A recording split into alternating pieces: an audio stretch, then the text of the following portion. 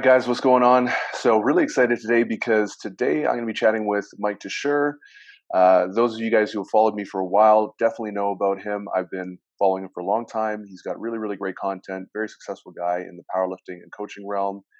So, first off, Mike, thanks so much for joining us. Like I said, really excited to have the chat. Do you mind telling the listeners a little bit about yourself, a little bit about your background?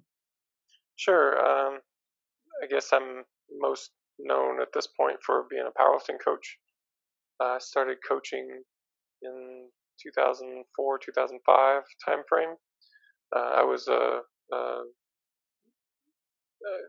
kind of a cadet in charge of a small club team, and kind of ended up being the de facto coach as pretty early on in my time there. So I learned a lot and learned a lot about training myself and competed myself at a high level for quite a few years. And yeah, shortly after I graduated, started coaching people online, and yeah, have just kind of developed a system that's, if I'm being totally honest, especially uh, at any point since I've been coaching online, the system has evolved in a way that's kind of optimized for that online coaching relationship. You know, Mhm. well, I would say it's optimized for two things: it's that, and also the people who are kind of tinkerers like me.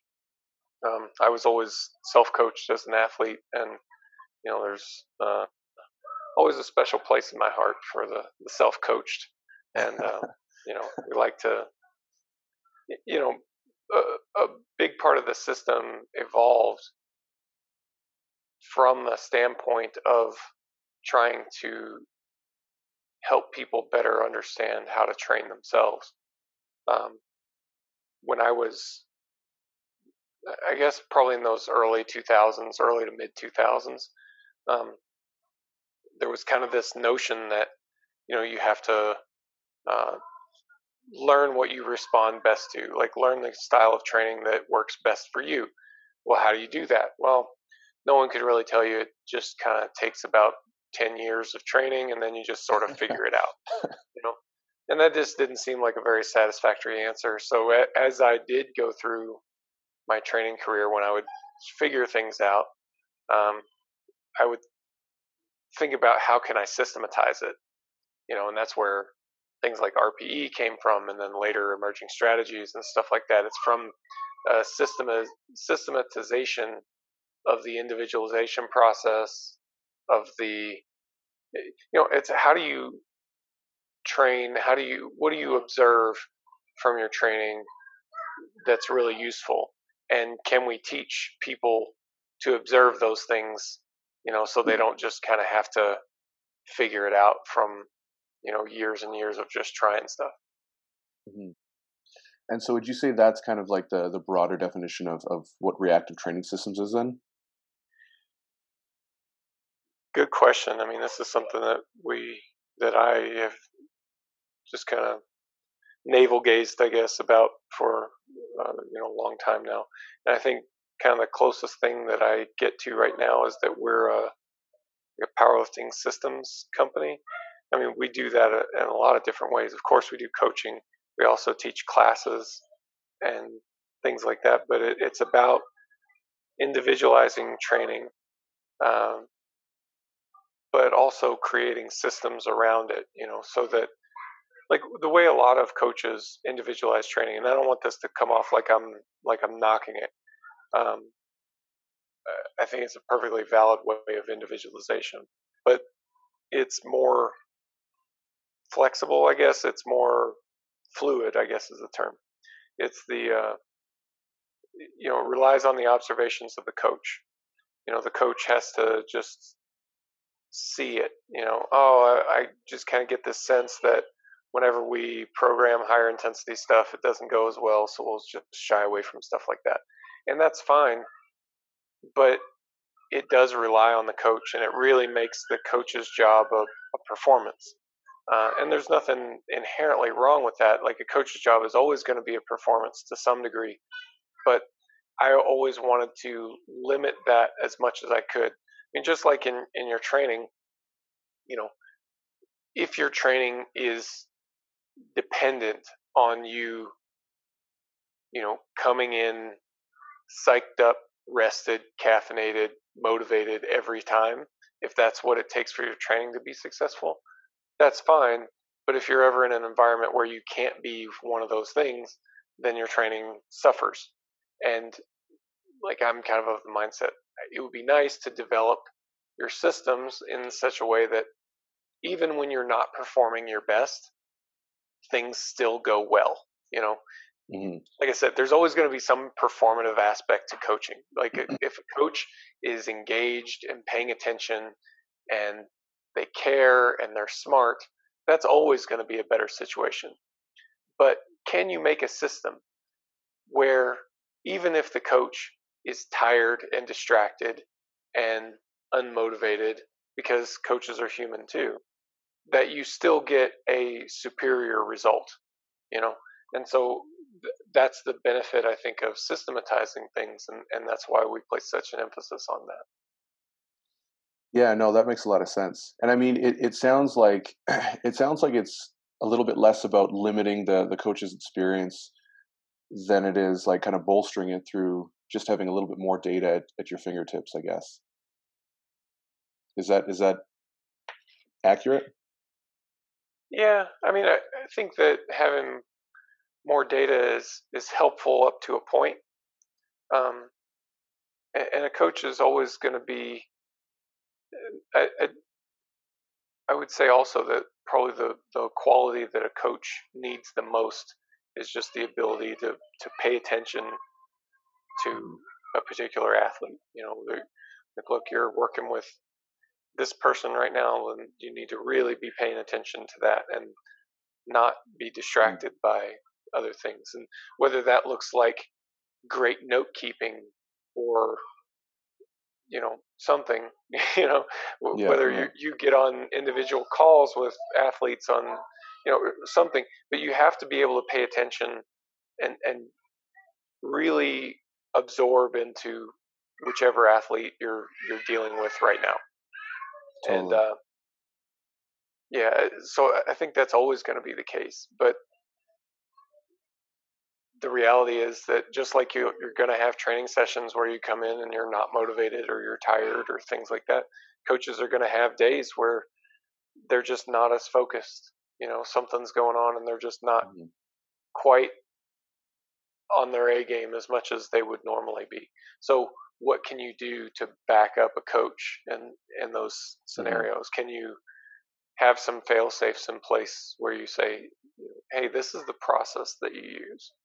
This is Right. how you go about making these observations, and that'll help the coach make the observations, and it'll also help them identify performance limitations too. Like, hey, yeah, I would have missed this, or I'm not. I need to pay more attention to that, or something like that. Mhm.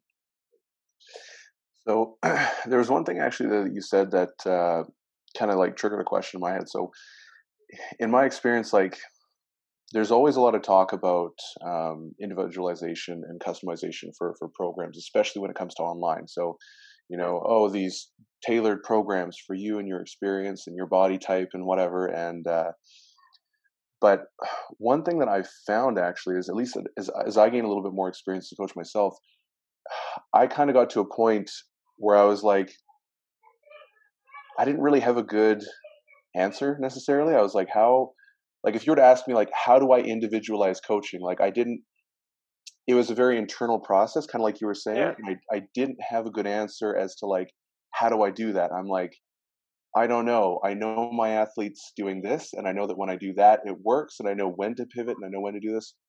And so for me, that was a really startling realization, I guess. And I think a lot of yeah, people are kind of in that same boat, whether they know it or not, where they don't necessarily have an actual, like you said, a systemized process of taking information and kind of churning it and being like, okay, what does this actually mean? How can this inform yeah. future decisions? So how do you go about developing that process? Like, what does that look like to you um, when you're developing like a program or an approach with an athlete? Well, before we get there, I think it's just important to say that Like, I don't think there's anything wrong with that process, right? Like, Hmm. could you write a paper for me on how to throw a baseball? Like, I mean, you probably could, and since you know something, as a coach, powerlifting coach, or any kind of coach, you know something about kinesiology, you'll probably do better at that than most. But just Hmm. take an average high school baseball player and say, write a paper for me that explains to me how to throw a baseball, and it's going to be trash. Hmm. Yet they can do it, you know. Right. So I'm totally sympathetic to the idea that, you know, as a coach, you may know how to write the program and you may get it right, uh, on an intuitive level. It's not that it's on an intuitive level. It's just, it's tacit knowledge. It's knowledge that you have and that you employ without being able to necessarily put it into words. Now, Hmm. putting it into words is really useful if you're trying to transfer that knowledge to other people, but if you're coaching and you're working with athletes, the important thing is that you know how to do it.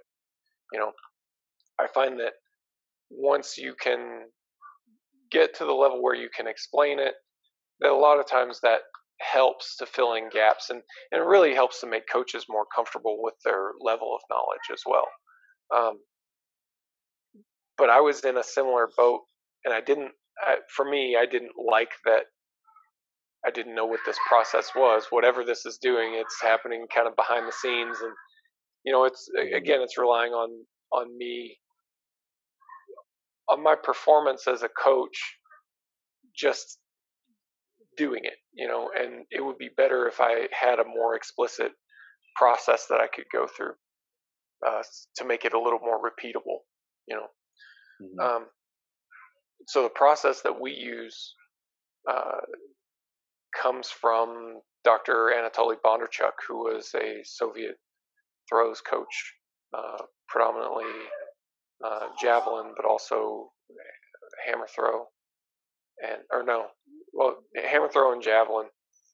Did a little bit of shot put, I think, um, and then more shot put when he got to Canada. But anyway, um, he's got a few books, but he my understanding at this point is that if you were to coach alongside him for a couple years, uh, and then read those books, you wouldn't necessarily think that they match up. You're not going to read the book and then derive the system that he's using. You wouldn't like Right. show up and coach next to him and be like, "Oh yeah, we're doing this and the that now." Like, it's it's not written in that way, and uh, I don't think it's supposed to be. Anyway, I was.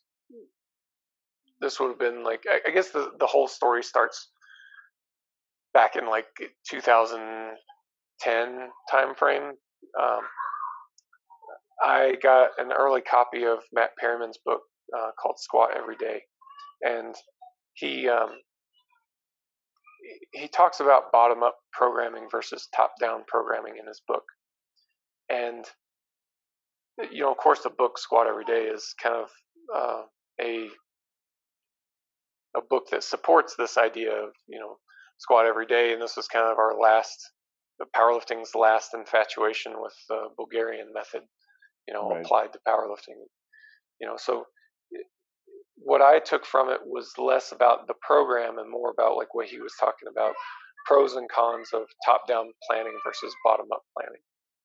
And like, I understood his points about the limitations of top down planning, which is basically any sort of planning model that you've come in contact with so far. If it's block periodization or linear periodization, if it's got periodization in the name, then it's probably a top down planning approach. And even if Hmm. it's not, like your 5x5 programs, like all these programs are all top down planning approaches, because you start with a plan and then the athlete does the plan. And a bottom up plan grows from the athlete. You don't have a long term. It emerges from short term decision making.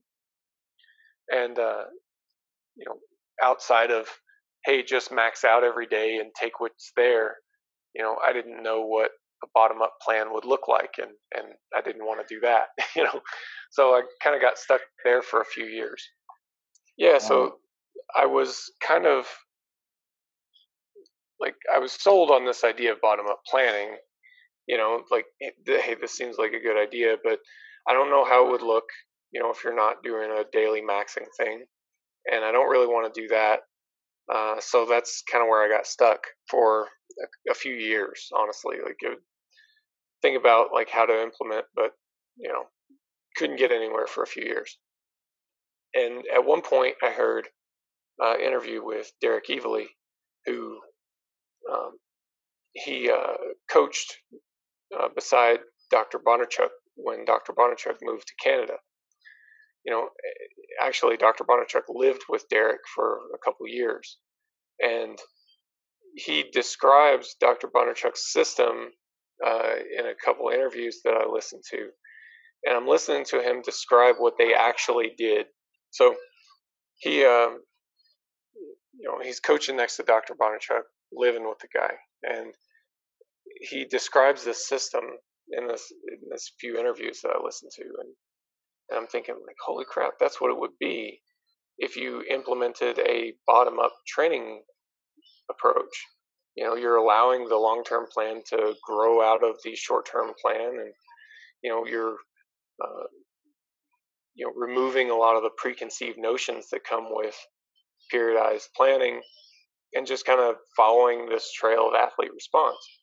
And so, like, I began this process of translating this program from this approach from a throws program to a powerlifting system. And that's what we've got now with emerging strategies. And so the pattern that we follow with emerging strategies is something like, when you start out, you have to start somewhere, and very little about the athlete. So you take whatever the athlete tells you about their training history and whatnot, and you do the best you can with that. You design a microcycle, a one training week usually, of something that you believe will be effective for improving their strength. And you repeat that microcycle over and over. And each week you're monitoring their results. And what you should notice is that the results improve on some level. So what you should notice is that the results improve from week to week. There may be a small dip in the beginning or not, but you should see a general improvement in results. You want to continue repeating that microcycle as long as there is this improvement in training results. Then at some point, that's going to top out. And no program works forever, right? We expect this to stop at some point, and then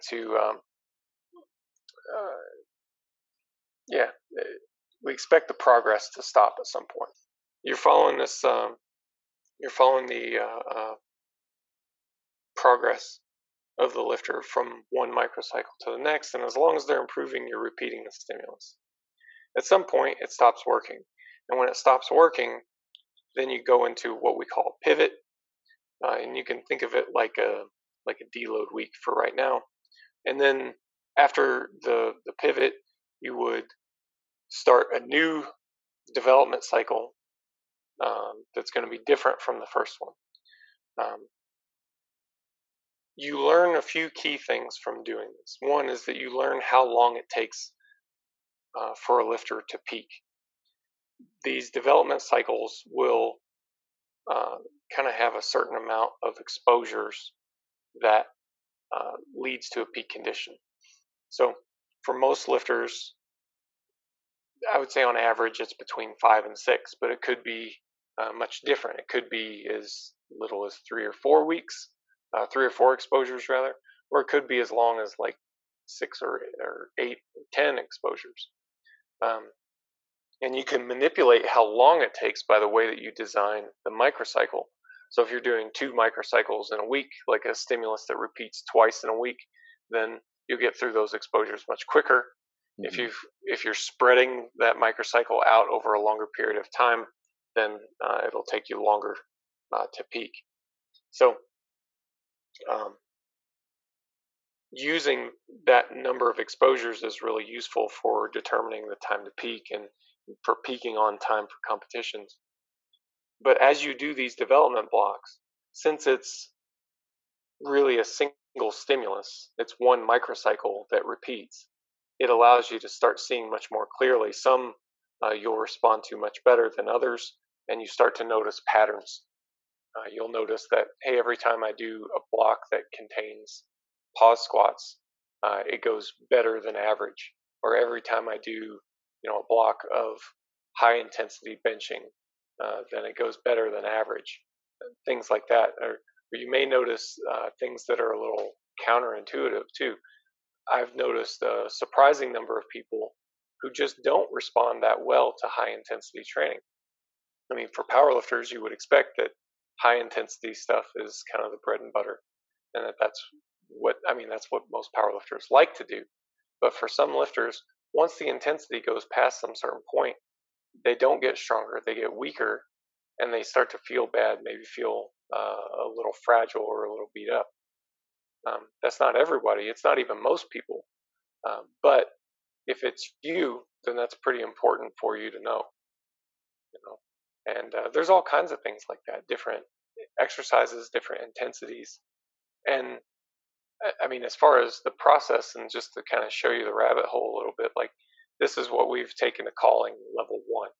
So level one is about finding the optimal, the ideal combination of like exercises, intensities, volumes, stresses to make a development cycle that you respond really, really well to.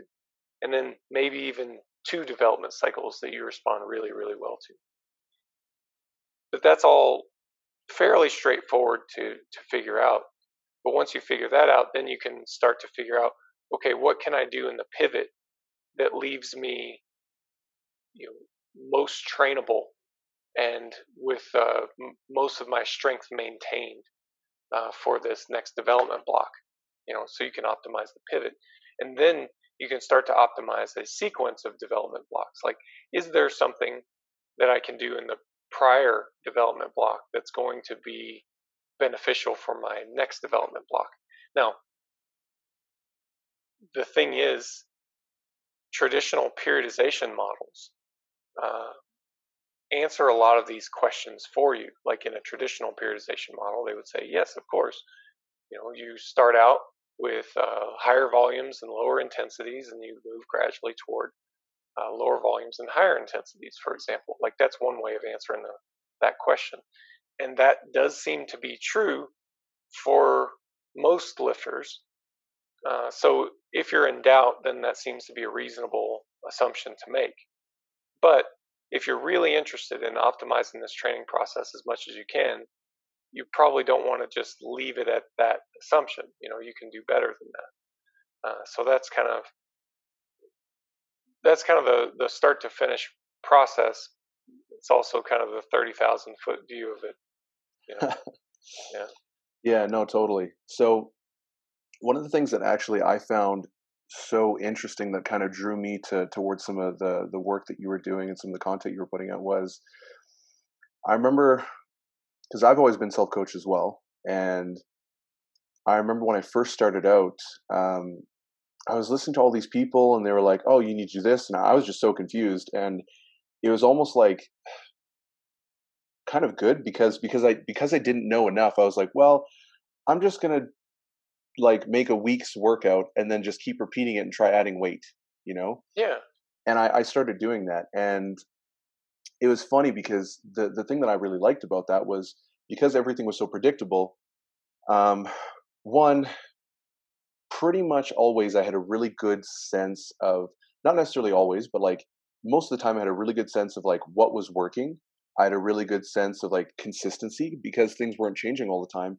I was able to predict like, okay, well, here's roughly what I should be able to expect from today because most of the variables are kept relatively congruent throughout the entire thing.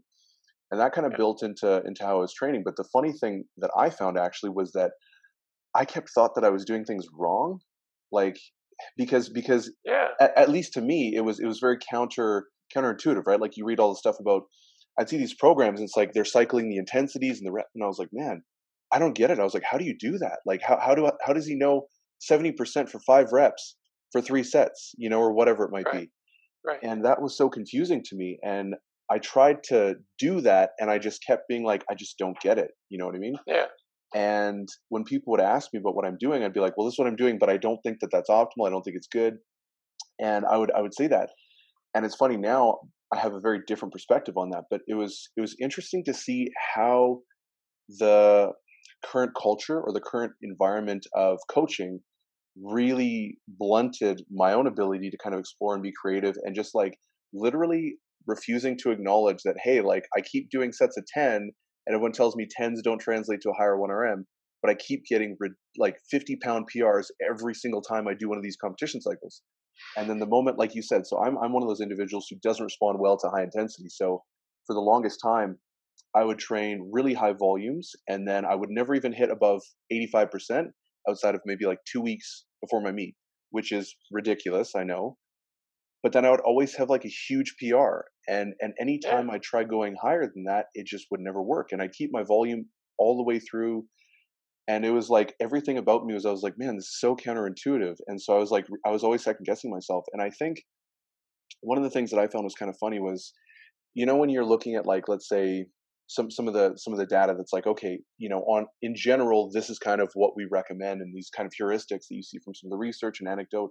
I think those are really good starting points. But then I also think that when you're working with athletes, I I have a feeling that you tend to get a lot more of the outliers than you might assume, Yeah.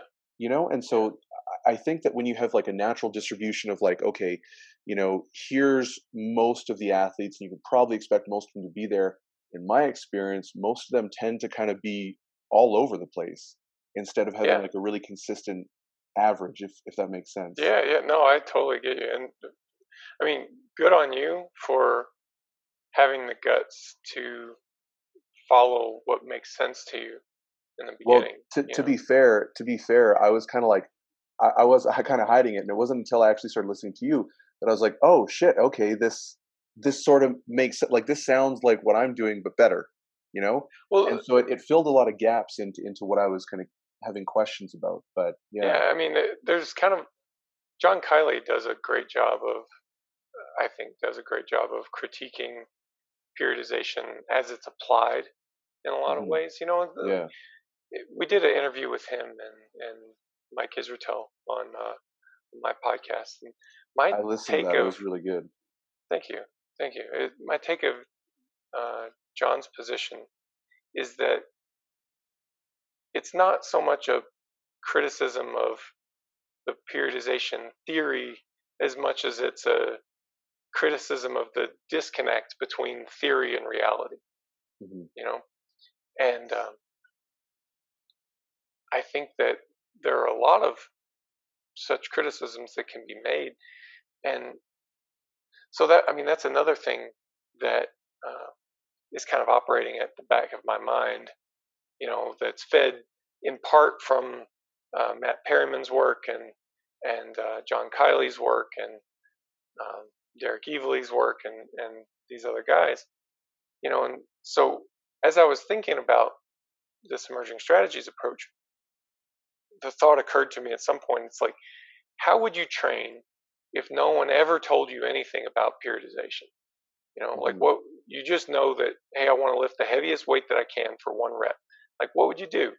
Well, I mean, to start with, yeah, you'd probably just max out a lot, but at some point you're gonna get tired of that and want to try different things. Like, just talk to anybody who's ever done like serious Bulgarian stuff. Like, their intuition Hmm. leads them elsewhere. And I think, well, if you're not told that you really need to cycle and you got to keep your body guessing, and I think back to, like, I think you and I maybe have an advantage in thought experiments like that because we just remember back to how, since we self-coached from the beginning, just think back to, you know what were you doing before you knew that what you were doing was wrong. you know Right. um, and it probably would have been like, well, I'll do this thing and I'll keep doing it as long as it's working, and then when it stops working, I'll figure something else out. You know, at least in a rough sense, it would have taken some shape like that. Right. You know, and I think, well, that's not a bad place to start, and we can, systematize that approach.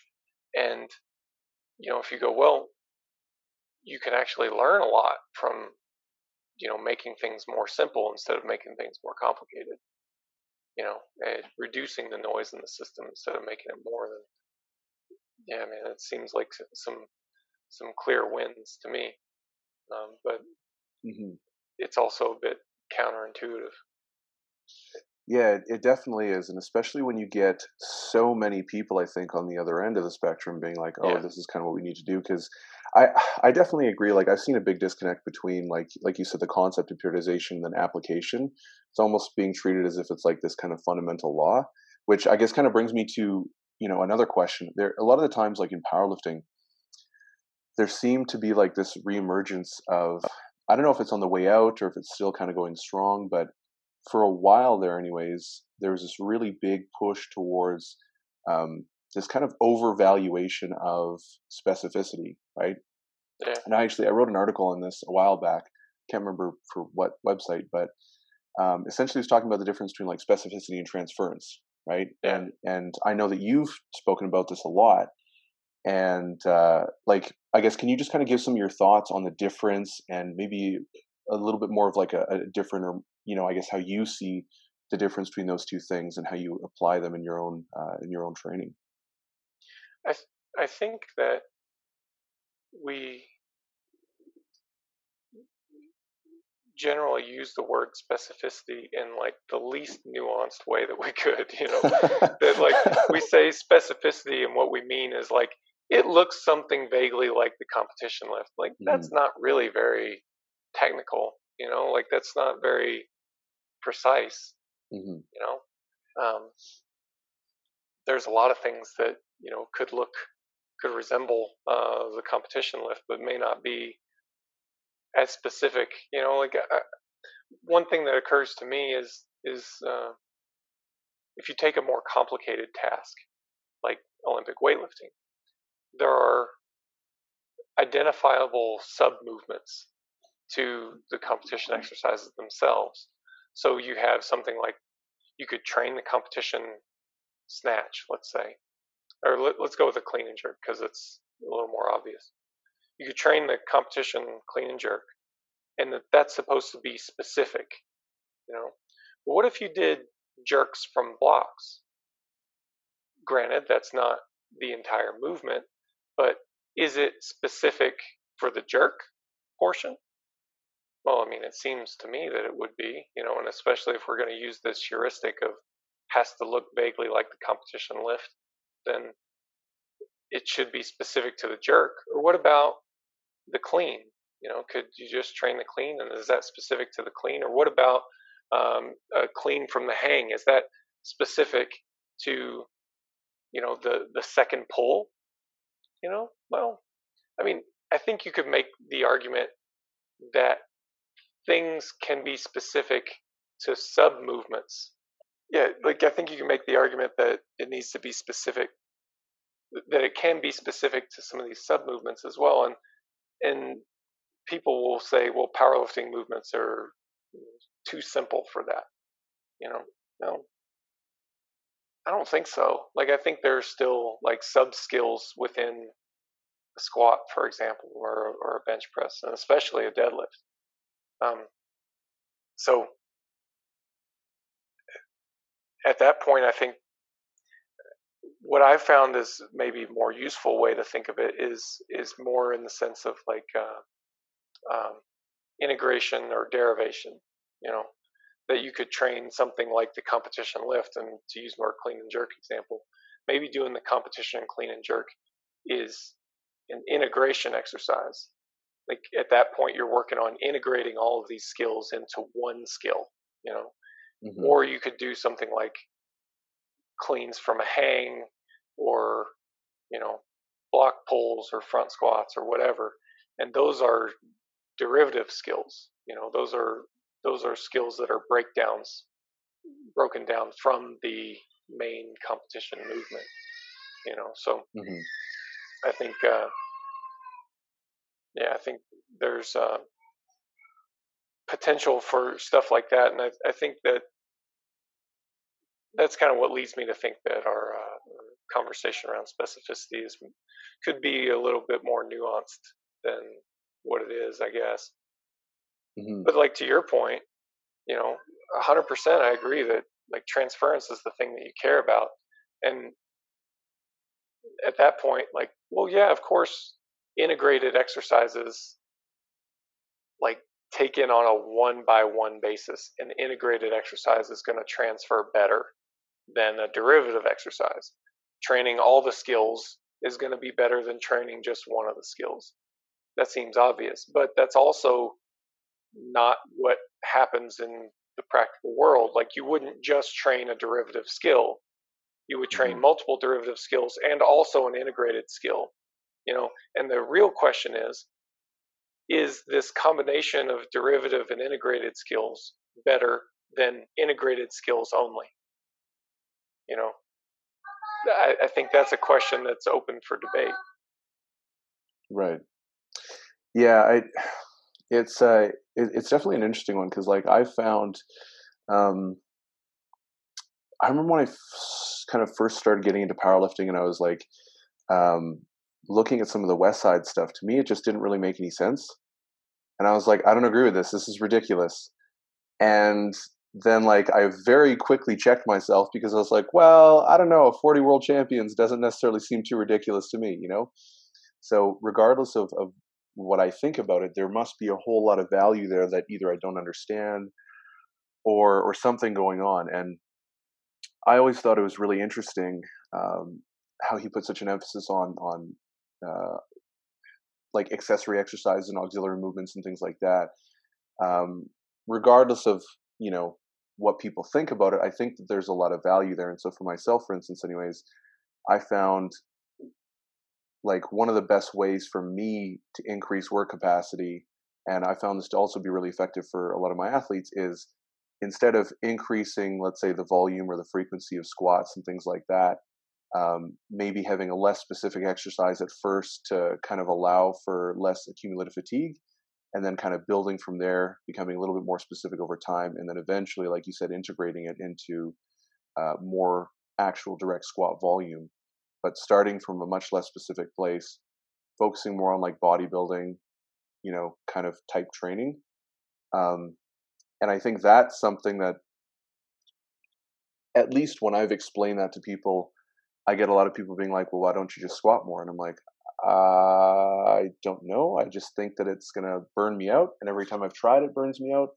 But then if I do like belt squats or something like that, it seems to be a pretty decent lead up to some of those things. And so I think that there's a lot of like indirect carryover sometimes that you wouldn't even necessarily think about. Like for instance, bigger biceps, right? On like so I'm 260 right now, but I used to weigh about 295, and eventually I'll be about 370 ish. That's the goal, right? And so like I've noticed it since I dropped weight and I'm a lot leaner. Just even not having the padding on my arms to kind of press up, I've noticed a big difference in my bench press. And you would never think about that as a direct thing affecting your bench press, but it really did for me. And so I think that there's a lot of these like kind of adjacent um, variables that sometimes like don't necessarily get acknowledged uh, when you're talking about like the specificity and Yeah. things like that. That I don't know. Sorry, just I don't necessarily know if I have a point with that. I think it's just kind of like an interesting like thought that, No, that I've had a lot. yeah, no, I agree with you. I mean, I find myself,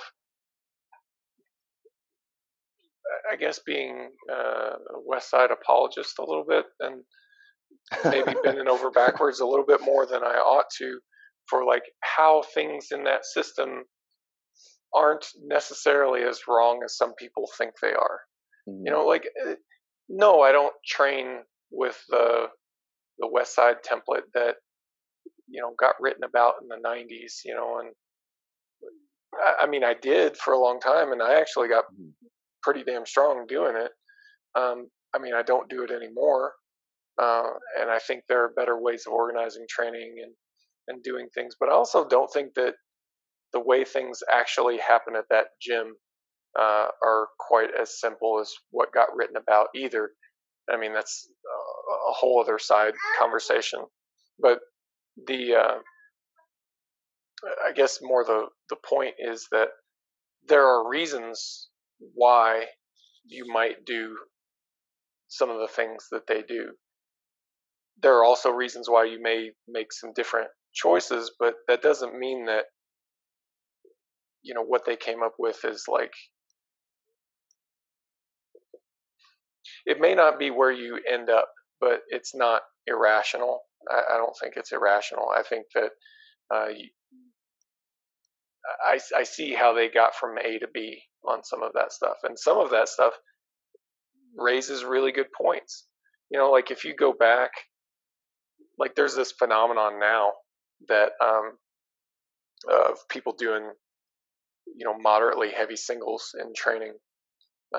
Now, granted, they're in usually in the competition exercises, and they're not max out singles.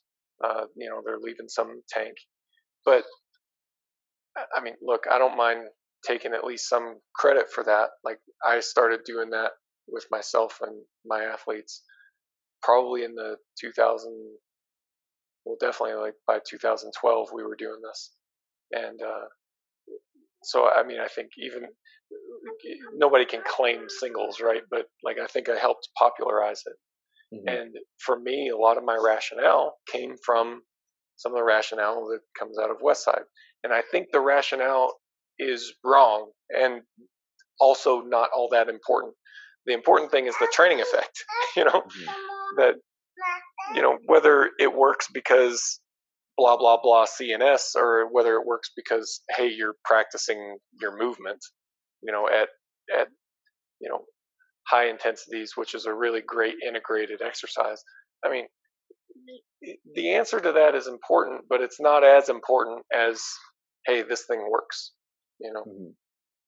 So, yeah, I mean, look, I wrote an article in 2013 that we ended up giving the unfortunate title, Why Speed Work Doesn't Work, you know? Oh, yeah. And now, yeah, and I got a lot of flack because of that, you know, mostly from, you know, Westside people who were, you know, disagreeing. And I think not really understanding what my points were. And the title, which I won't take credit for, was unnecessarily inflammatory. Mm-hmm. But the interesting thing is that my daughter's going to sing a song, apparently. So the interesting thing to me is that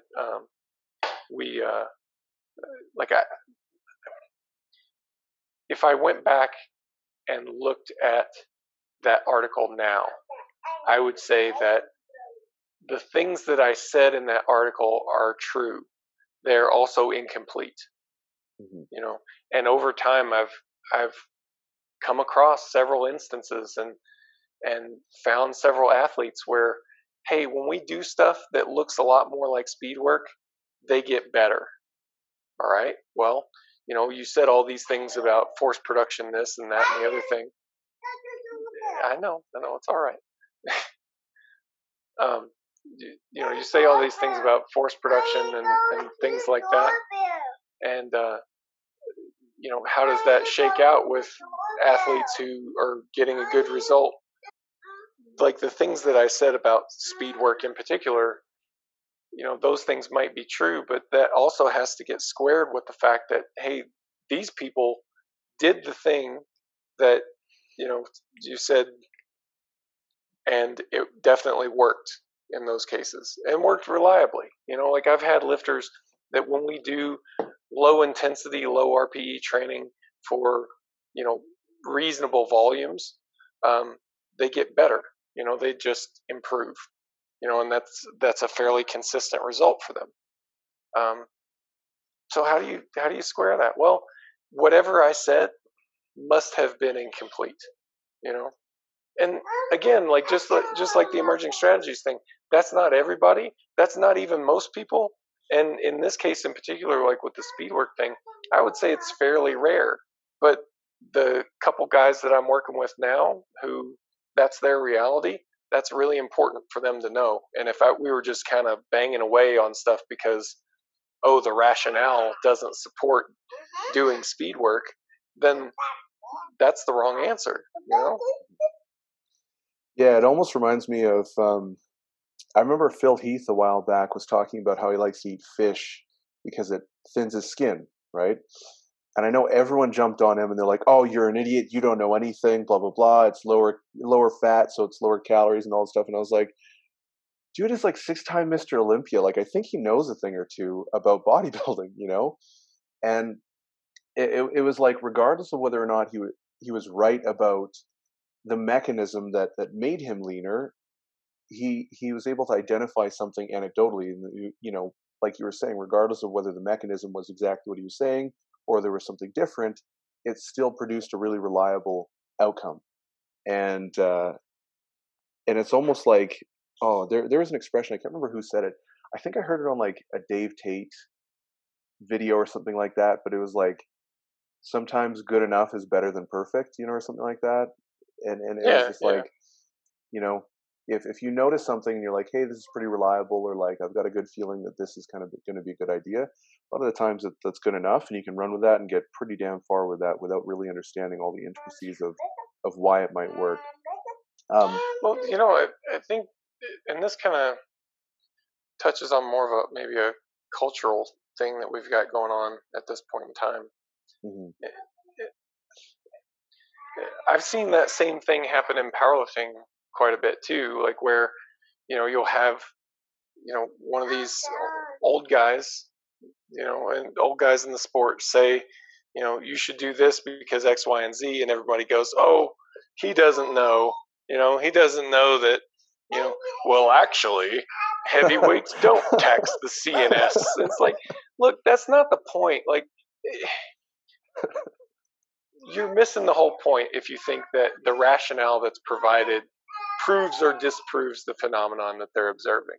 You know, like, just yeah, hard missing the point. And like, I've seen this recently. People, and I mean, that's a real example actually. Somebody trashing such and such a method because, you know, oh, I guess it turns out heavyweights heavyweights don't tax the CNS. Look, man, the thing that people were saying didn't really have anything to do with the CNS.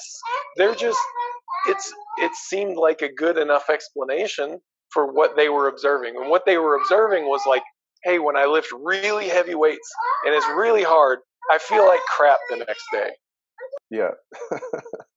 So we're coming up on that hour mark, and so I want to be respectful of your time. I guess I just kind of have one more question, real quick. So I know a lot of people have some criticisms about um, RPE, in the sense that, like, if you utilize RPE, we have a decreased level of accuracy, especially kind of when you're getting started with it. Um, so percentages are a little bit better, right? And that's kind of like sometimes what people say. And to me, it seems like if you're using RPE, okay, there's potentially a measure of error on the athlete side, but if you're using percentage-based training, then there's potentially a measure of error on the coach's side.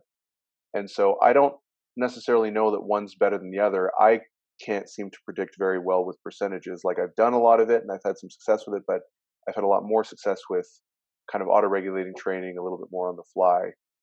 Um, can you kind of give, I guess, your thoughts on RPE training, and how you go about getting someone maybe who's a little less familiar with the RPE system, what they can kind of expect going into it and progressing? Yeah, I mean, I think the objective there is to put the right weight on the bar and lift it the right number of times. And the difficulty comes in figuring out what that right weight is. You know, like if you could look into a crystal ball and see that the right weight for today is, you know, 200 kilos. Um, okay, how do we get that reliably without the use of our crystal ball? You know, Mhm. and I think what you're trying to create, the argument that RPE makes is that the aim is to it's to load in at some level of difficulty. That it's about the experience of the lifter in that situation, and the load on the bar is a means to an end. It's what creates that experience. So the lifter is lifting as hard as they can, and the weight, moves at, a moderate velocity, and, they're attentive to technique in this way, and, it results in these types of compensation patterns or not. The aim is to prescribe an experience, and we use load to prescribe that experience because that's essentially what it is, and to try to provide more detail than that is quickly overwhelming.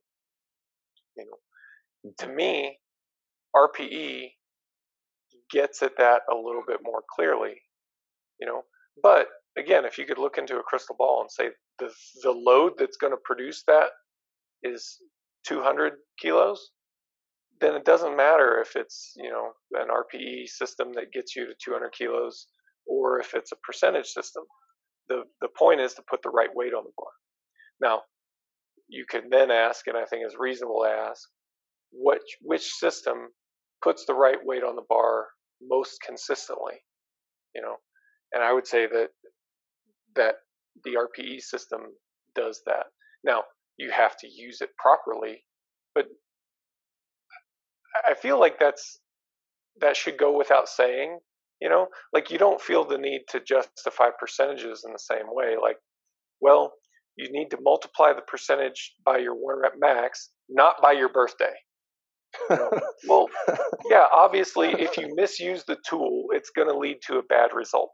Yeah. So I think the right way to use an RPE system is not all that different from a percentage-based system. Like, it starts from some pretty similar spaces. You use a percentage to get you in the ballpark. You have a target weight that you want to hit for that day. And, oh, by the way, that percentage should also be customized to the lifter and to the lift, if at all possible. The better your target weight, the more fine-tuned adjustments you can make. But that's what the RPE is really designed for, is to make those fine-tuned adjustments so that the lifter has the experience that they need to have in order to get better. That, hey, we can't know that it's 200 kilos for sure. It might be 190. It might be 210, but it's somewhere in that range, most likely. Let's say that, well, yeah, that's a 10% range. So that's, the vast majority of your training sessions are going to be within a 10% range. So what we're trying to do is to really nail it down, and I would say most of your training sessions are going to be within 5% of that target weight, but really what you want to do is really dial it in. So if you've got a good target weight and your training is consistent and predictable, then yeah, more often than not, you're going to be hitting the target weight, plus or minus a little bit. I think there's some, before I move on to the other benefits, I think it does allow you to fluctuate for when things aren't going to plan. Just like I said about coaching earlier, and coaching being a performance art to some degree, so is training itself. And some sessions are good, some sessions are bad, and if you can take advantage of the good ones and mitigate the bad ones, all the better. And I think RPE, I think most people do it. If you say you have a session, you're supposed to come in and work up to a top triple, and that's what this 200 is supposed to be. It's supposed to be a PR triple for you. But you come in and you're just not feeling it. You're feeling tired. Everything hurts. It's not getting better when you warm up. Most people are going to adapt. Most people are going to say, 200 ain't there today. I'm just going to flex on that a little bit and go to something else instead. That's essentially, RPE is essentially a systematized way of doing that. It's saying, okay, things aren't going according to plan today. I'm going to lift a little bit lighter. Well, how much lighter? Well, RPE gives you a way of figuring that out. Hey, things are going awesome today. I want to take a PR lift. Okay, how much above plan are you going to go? Well, RPE gives you a system for understanding that.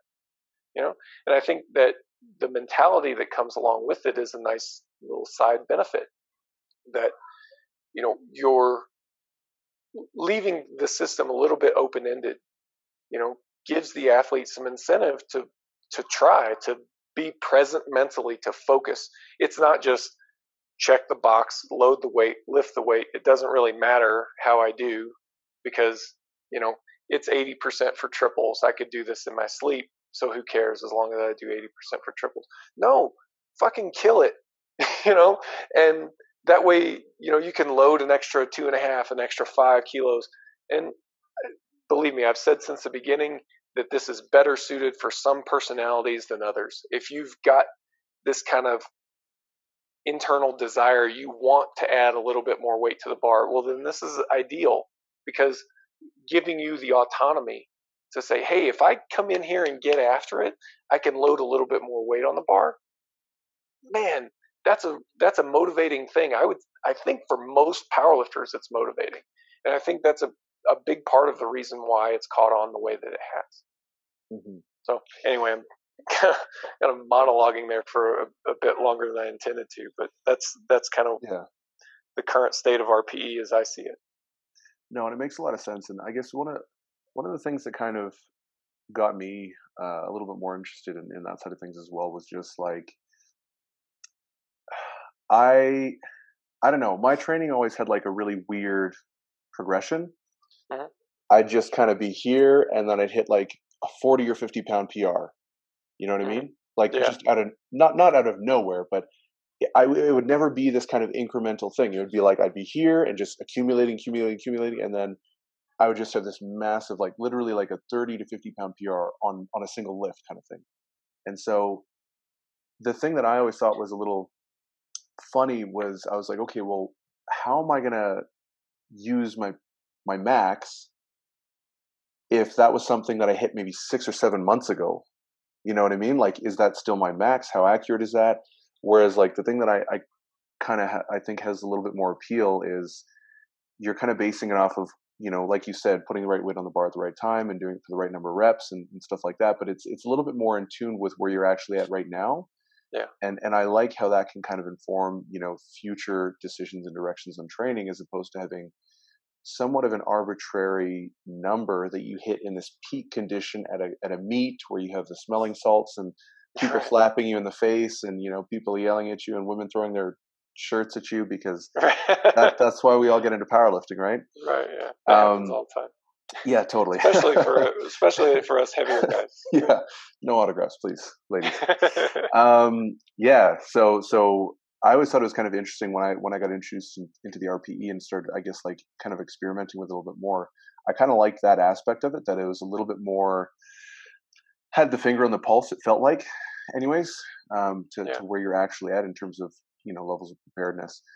But yeah, so we're just a little over that hour-long mark. So like I said, I want to be respectful of your time.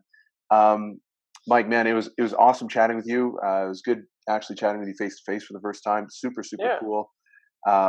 Definitely got a lot out of the episode. I know the listeners are going to love it. Can you just kind of tell them a little bit about where they can find you, a website, social media, anything like that? Sure. I guess the social media wise, the places where we're most active is on Instagram and on YouTube. And you can look at Reactive Training Systems for both of those, or Mike Tuchscherer on Instagram. We also have a website, reactivetrainingsystems.com. And reason why you may care to go there is, so like all this stuff I was talking about, especially with regard to emerging strategies, is kind of baked into our website to some extent. We've got a free training log application where anybody can log on and log their workouts for free. And there's a reporting section that'll allow you to run block reviews on your training log and hopefully make some of these observations for yourself. So, I mean, whether it's like a workout planner that's helping you with putting the right weight on the bar for some rep and RPE target that you've got, or whether it's the block review process helping you understand like which exercises, intensities, and volumes you respond best to. The idea is that a training log should help you make better training decisions. So that's what we've got that we've been building for the last several years there. We're still building it. We've got a full-time web developer who's always working on new gadgets for us to play with over there. So that's available as well at reactivetrainingsystems.com. You just log in, click on apps, and you're there. Awesome. Yeah, so all that stuff's going to be in the show notes, guys. Thanks so much for watching, and I will see you guys next time. Guys, thanks so much for listening.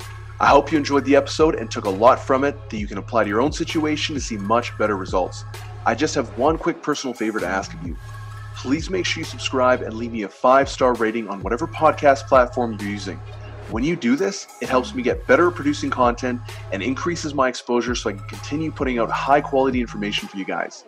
Next, I want to extend a personal invitation to shoot me a DM on Instagram at StackedStrength. I'll help you troubleshoot anything you need. This is literally an invitation to connect with me directly, so make sure you head on over and jump into my DMs. All right, guys, thanks so much for listening, and I'll see you next time.